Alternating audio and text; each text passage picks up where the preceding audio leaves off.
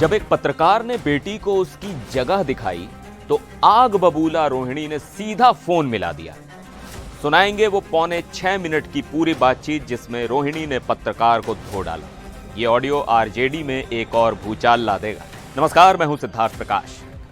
लालू परिवार की महाभारत अब घर की चार दीवारी से निकलकर मीडिया के दफ्तरों तक पहुंच गई है। परिवार से मिले जख्मों से आहत रोहिणी आचार्य अब उस सोच पर हमला कर रही हैं जो बेटियों को उनके मायके से दूर करना चाहती है। रोहिणी ने सोशल मीडिया पर एक ऑडियो क्लिप जारी किया है। ये एक फोन कॉल की रिकॉर्डिंग है। 6.25 मिनट की इस बातचीत में रोहिणी एक वरिष्ठ पत्रकार को जमकर खरी खोटी सुना रही हैं और वजह है उस पत्रकार की एक टीवी डिबेट में की गई टिप्पणी। तो सबसे पहले यह समझिए कि रोहिणी इतनी आग बबूला क्यों है।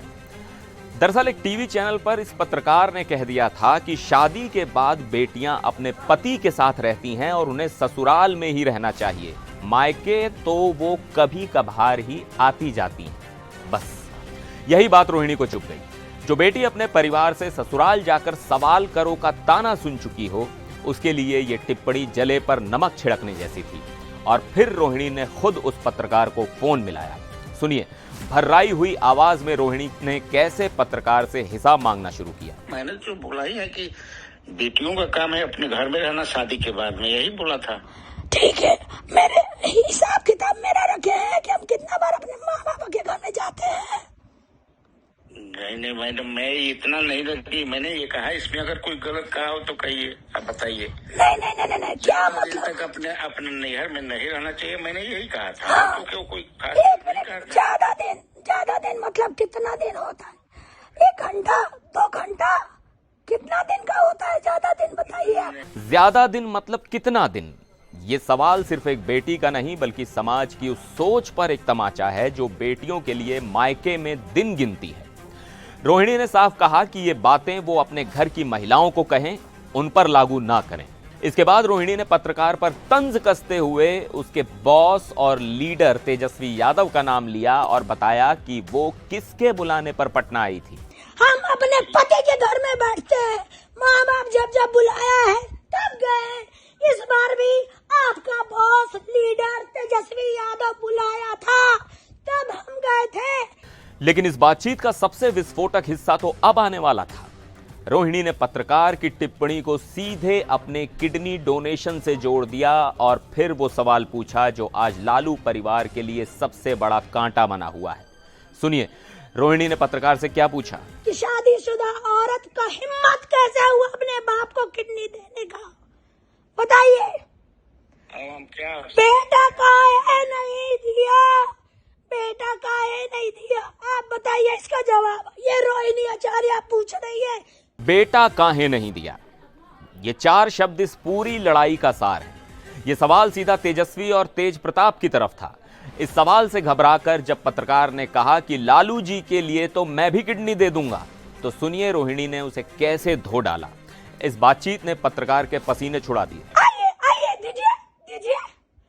जब देने का बात आया तो बेटा भाग गया और आप आए किडनी देने के लिए। नहीं, ये जानकारी मैं जानता हूँ कि कोई भागेगा नहीं। लालू जी को किडनी देकर नीले करोड़ों लोग हैं। ये तो आइए ना, लालू यादव जी की तरह बहुत करोड़ों लोग बेचारा किडनी के लिए मर रहा है। आइए आप लोग दीजिए एक निकाल के, लालू जी के नाम पे दान कीजिए, लालू जी के नाम पे दान कीजिए आप लोग किडनी। आइए, हिम्मत है। एक बोतल खून देने का हिम्मत नहीं है यहाँ पे बकवास करने के लिए। इस फोन कॉल के अंत तक पत्रकार पूरी तरह बैकफुट पर आ गया और उसने बात करने से ही मना कर दिया। यह ऑडियो क्लिप सिर्फ एक पत्रकार से हुई बहस नहीं है, ये रोहिणी के गुस्से, उनके दर्द और उस अन्याय की भावना को दिखाता है जो वो महसूस कर रही हैं। एक बेटी जो अपने त्याग के बदले सम्मान मांग रही है और जब उसे वो नहीं मिलता तो वो किसी से भी टकराने को तैयार है। अब हम आपको दिखाते हैं वो पूरी बातचीत बिना किसी काट छांट के, ताकि आप खुद सुन सकें रोहिणी ने क्या क्या कहा। हेलो। हाँ, कौन? ये कन्हैया बेलारी जी का नंबर है? हाँ बोल रहा हूँ। रोहिणी आचार्य बोल रहे हैं? हाँ, बताया जाए। कल क्या आप बोल रहे थे टीवी पे? तो बोल ही रहा हूँ, तो सुन ही ली है यार। नहीं, आप अपने मुंह से हमको बताइए ना, क्या बोल रहे थे, कौन बोला था आपको बोलने के लिए? नहीं, कोई नहीं बोला था। मैंने कहा, मैंने जो बोला ही है कि बेटियों का काम है अपने घर में रहना शादी के बाद में, यही बोला था। ठीक है, मेरे हिसाब किताब मेरा रखे हैं कि हम कितना बार अपने माँ बाप के घर में जाते हैं।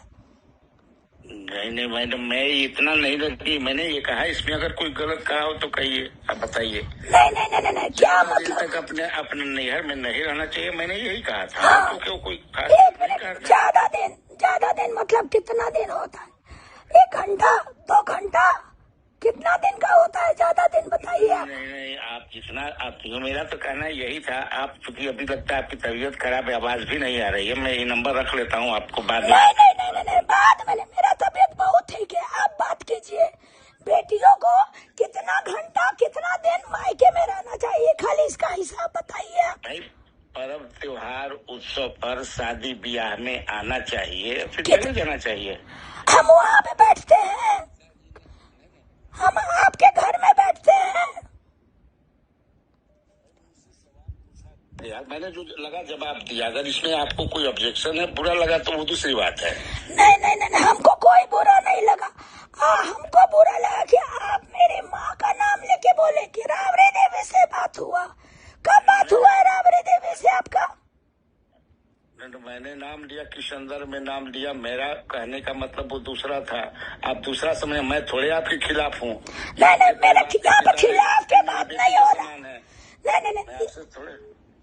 नहीं, यहाँ खिलाफ का बात नहीं हो रहा। यहाँ बात हो रहा है, कि बेटियों को कुंडले मार के मायके में नहीं बैठना चाहिए था। आप बताइए, आपको कौन बोला ये सब बात? अब जाके लालू यादव, एक मिनट, आपकी माँ थोड़े बोले हैं कि कुंडली मार कर नहीं बैठ। मैं अपने से कहा कि बेटियों को आप एक मिनट, आप अपनी बेटियों को बोलिएगा, आप अपनी बहन को बोलिएगा, आप अपनी माँ को बोलिएगा, आप अपनी बहू को बोलिएगा। आप इस बेटी का जिम्मा नहीं लिए हैं। इस बेटी का जिम्मा लालू यादव, राबड़ी देवी लिया है। और कितना बार हम अपने मायके में आके बैठते हैं, जाके हिसाब किताब कर लीजिएगा। आपकी तरह घटिया आदमी नहीं है, समझे? अच्छा, ठीक।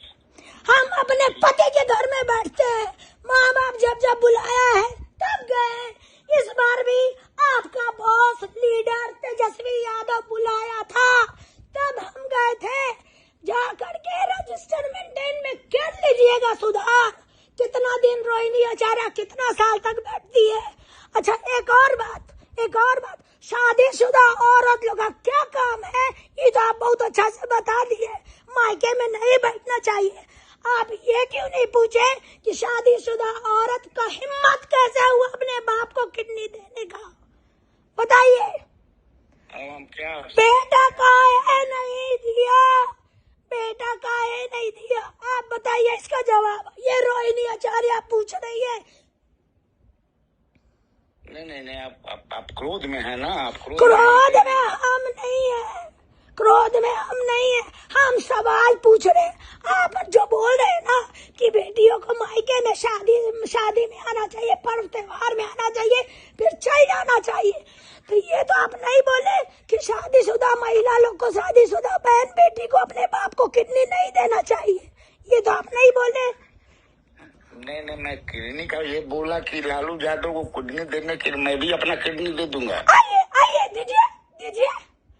जब देने का बात आया तो बेटा भाग गया और आप आए किडनी देने के लिए। नहीं, ये जानकारी मैं जानता हूँ कि कोई भागेगा नहीं। लालू जी को किडनी देकर नीले करोड़ों लोग हैं। ये तो आइए ना, आइए ना, लालू यादव जी की तरह बहुत करोड़ों लोग बेचारा किडनी के लिए मर रहा है। आइए, आप लोग दीजिए कक निकाल के, लालू जी के नाम पे दान कीजिए, लालू जी के नाम पे दान कीजिए आप लोग किडनी।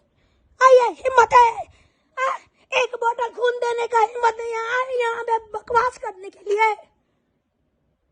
आप तब गुस्सा में है, इसलिए गुस्सा आएंगे। अभी अब आपको खींच करके लाएंगे। आप मीडिया के सामने आइए, हमसे बात कीजिए। हिम्मत है हमसे बहस करने का? आइए, बात कीजिए। और मैं आपसे बस नहीं कर सकता। नहीं बात कर सकते ना, क्या कि मूड नहीं है आपको शर्म, आपकी माँ को शर्म आ रहा होगा आप जैसा घटिया बेटा पैदा करने के लिए। आपके घर में जो बहू होगी वो शर्म आ रहा होगा उसको। आप चूंकि गुस्सा में है, फिर बाद में बतियाइएगा। बाद में बतियाने लायक आप लोग नहीं है। आपको भगवान जी का ऊपर थप्पड़ पड़ेगा।